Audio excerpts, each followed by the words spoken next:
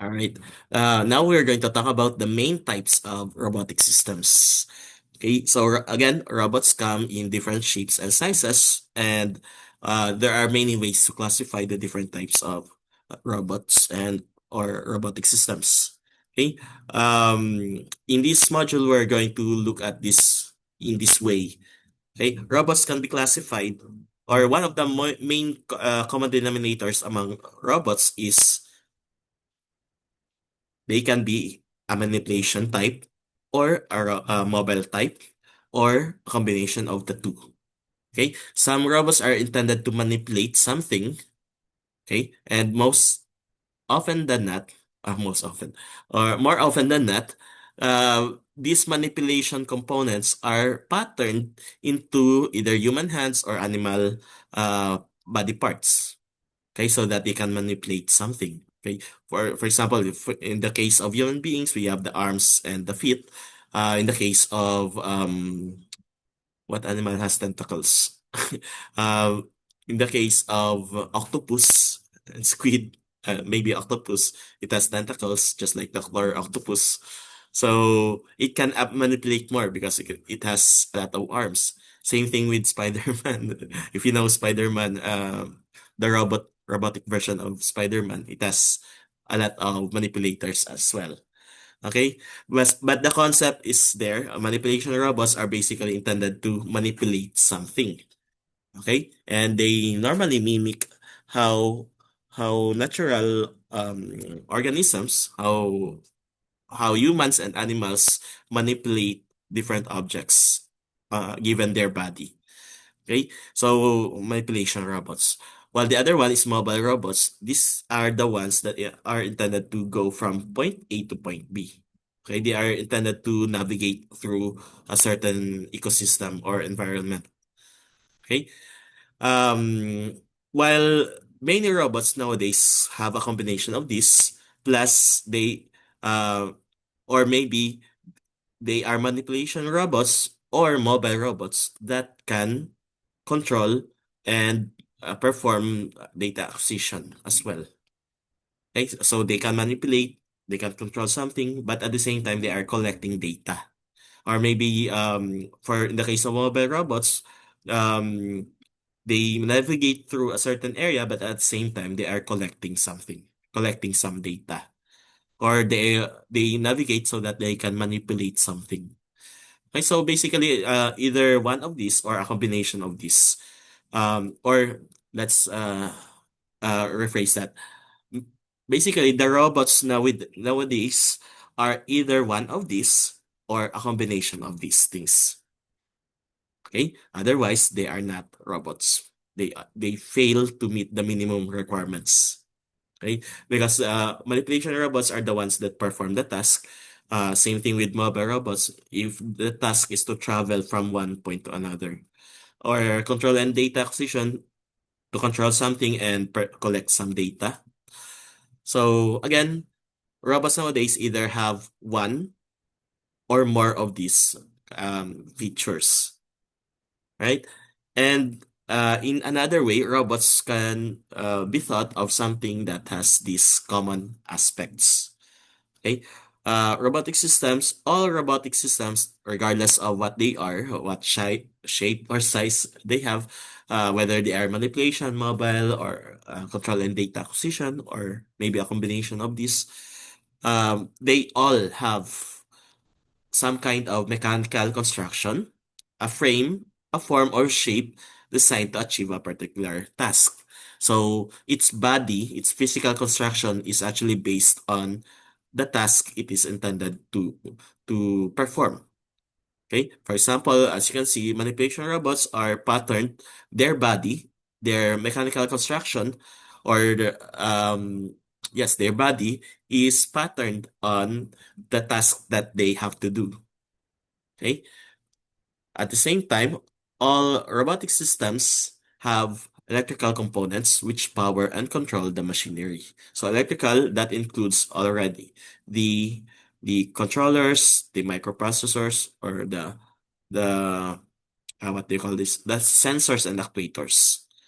Okay, they all belong to the control part, right? So power and control under electrical, right? So these the electrical components somewhat like the organs of the robotic system.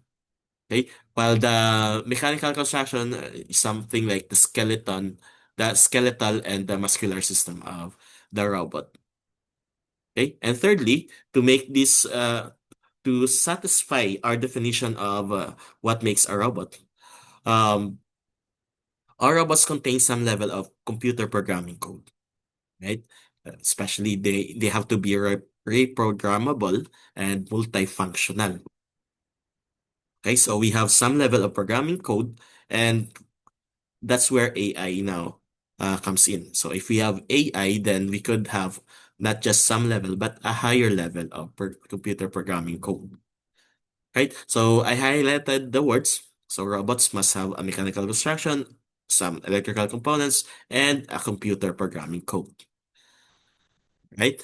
Now, let's talk about some primary components that you can see that you can normally see in a robotic system. Okay. One of which is the power source. Of course, most robots nowadays have built-in batteries. Okay, they are most of them are rechargeable. Maybe they have a built-in power bank. Okay, so most power source that we use in robotics are um, lead acid batteries.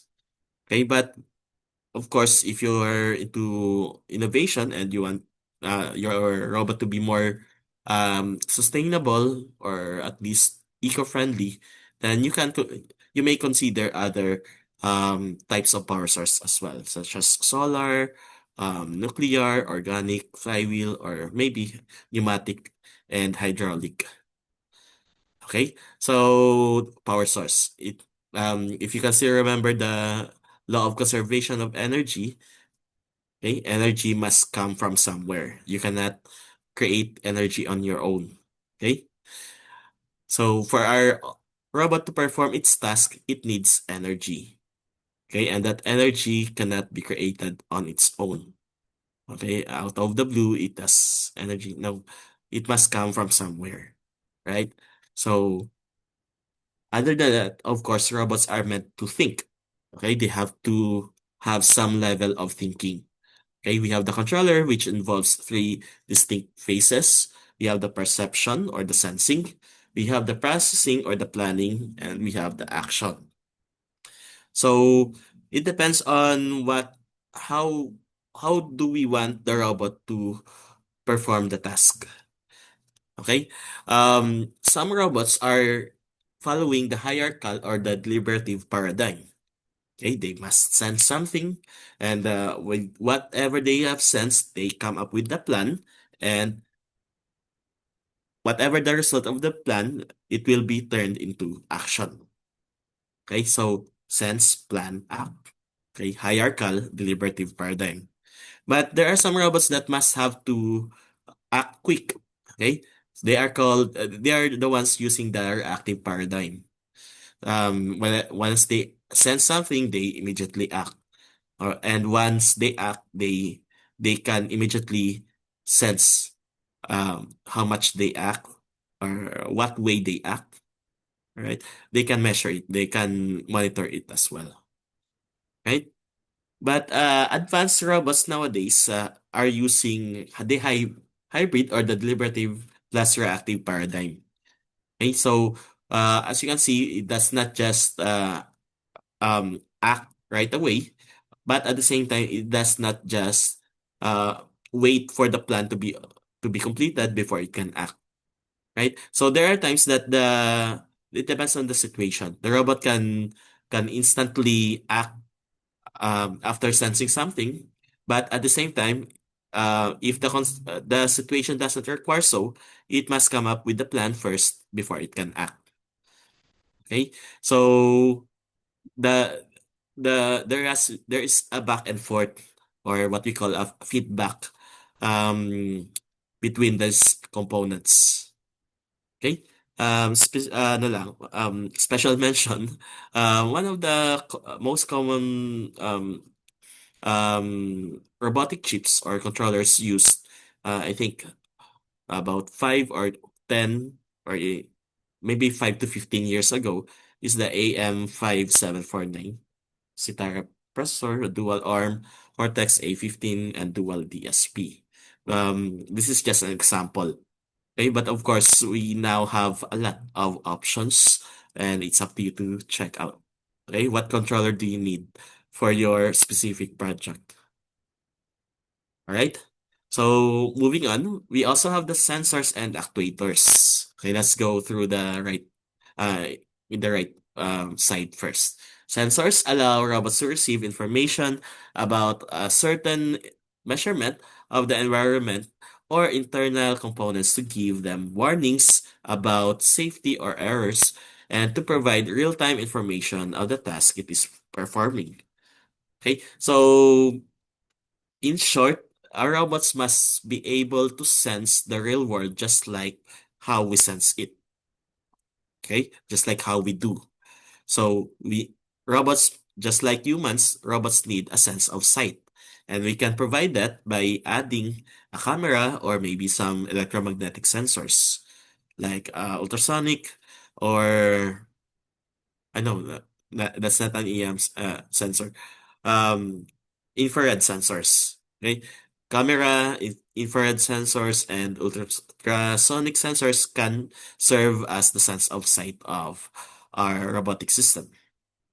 Okay, just like humans, also robots need a sense of hearing. So we can provide that by adding a sound sensor or a microphone in our system.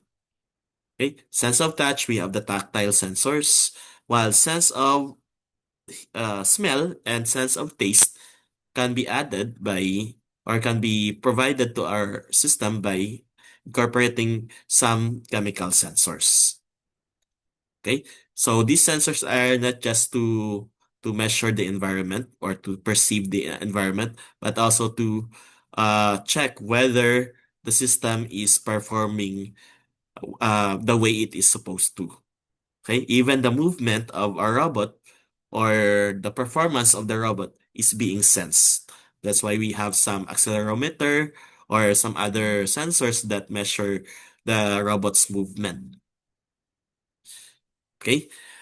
On the other hand, we have the actuators. If the sensors accept real-world signals and then convert them into electrical or electronic signals, the actuators do otherwise. Okay, it has received our actuators receive electronic signals from our controller. Then what they will do is to convert that into movement. Okay, it will serve as an as stored energy and convert it into movement. And most popular actuators are electric motors and linear actuators. So for beginners, we normally use electric motors, DC motors, servo motors, even stepper motors. Okay, and they usually do rotational motion. But if you want linear motion, just like you want to extend the robot to extend its arm or its legs, then you have to include or you have to use instead a linear actuator. Okay. For humanoid robots especially and other complex types of robots, especially if you want to mimic the real animals or human beings, then we add some specialized actuators such as air muscle, elastic nanotube, piezomotor, series elastic actuator, muscle wire, and electroactive polymer. Okay, so these are quite advanced already for beginners. But of course, if you want to have something more advanced, then you can check these actuators, how do we use them? Okay, so sensors and actuators. And aside from this, actually these are the essential ones. Okay, so the next ones are depending on what the robot is for. Okay, what do you program it for? What should be it? The tasks it must perform. Okay, such as for manipulator robots, they must have manipulator or manipulation components. These are used to manipulate objects, pick up, modify, destroy, or otherwise have an effect, like spraying something, okay, or writing, or beaming lasers, right?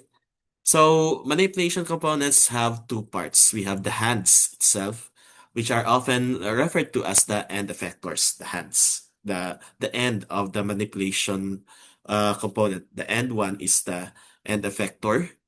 And while the arm itself is the actual manipulator. Right? So the arm has the joints and the links, while the end vector could be anything, okay, depending on your application. So some end vectors are in the form of mechanical grippers or vacuum grippers, magnetic grippers, or some general purpose effectors, just like what we have in our humanoid um, or android robots. Okay. Now, for mobile robots, they must have some locomotion mechanism. Okay, because these components will allow robots to maneuver in a way that somehow mimics humans, animals, and various objects.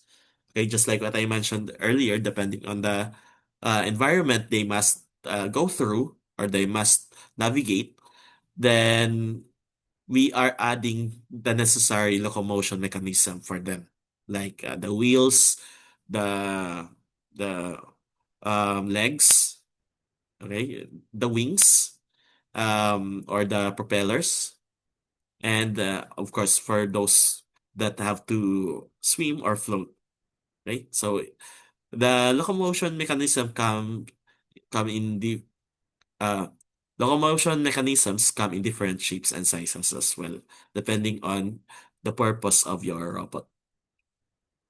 Okay, and lastly, for advanced robots, to fully satisfy our definition earlier, robots must have a way to interact and navigate the environment. Okay, environmental interaction and navigation. This is a combination of navigation hardware and software for traversing the robot's environment. Okay, like what you see here, the robot must, yeah, knowing, upon seeing that there is a narrow path for the robot to travel on or to walk through, then it must automatically adjust itself. Okay, it will control its motion in a way that it will be able to perform its task while protecting itself. Okay, uh, we are still following the three laws of robotics, right? Although there's actually a zeroth law or the fourth law. But that's too advanced already. Okay.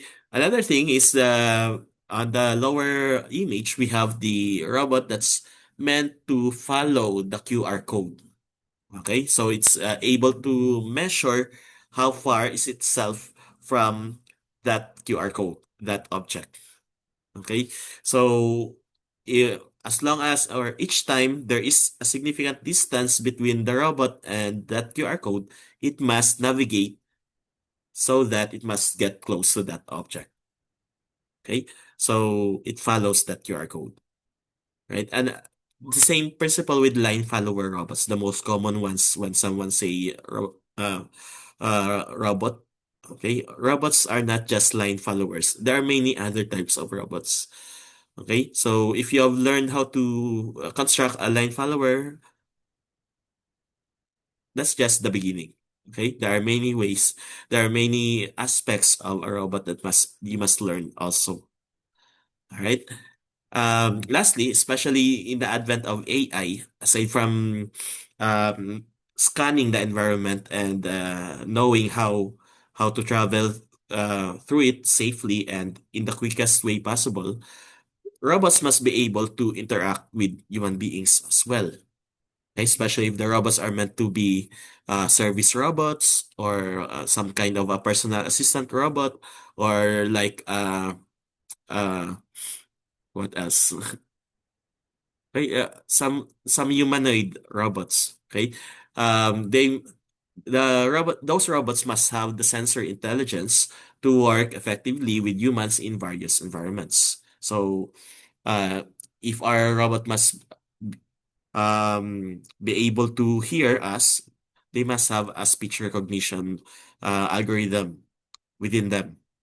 Okay, they must be trained to recognize speech. At the same time, they must be able to recognize faces, especially if they are meant to scan the people they are interacting with, right? Or maybe they must follow some gestures, like if you do this or you do this, then the robot must identify that gesture and perform the necessary task. Okay. On the other hand, robots must be able to, for your robots that must be able to talk, then you have to provide a robotic voice as well. So you have uh, s- um, signal synthesizers that will convert signals into audio signals, audible audio signals or speech. Um, in addition to that, maybe the robots must be able to provide or to show its artificial emotions as well, or its personality, right? Like Baymax, somewhat, it's able to show whether it's happy, it is concerned or angry. Okay, so that's additional now. That's advanced already. And if you want to take it further, you can put social intelligence to your robot. Okay, I think Baymax has that feature. It has Baymax was able to detect that Hero was somewhat depressed or anxious, so he did the necessary action. Okay, if you haven't watched Big Hero 6, I highly suggest you should watch that movie. Right? So I think that would be all for this part. See you in the next one.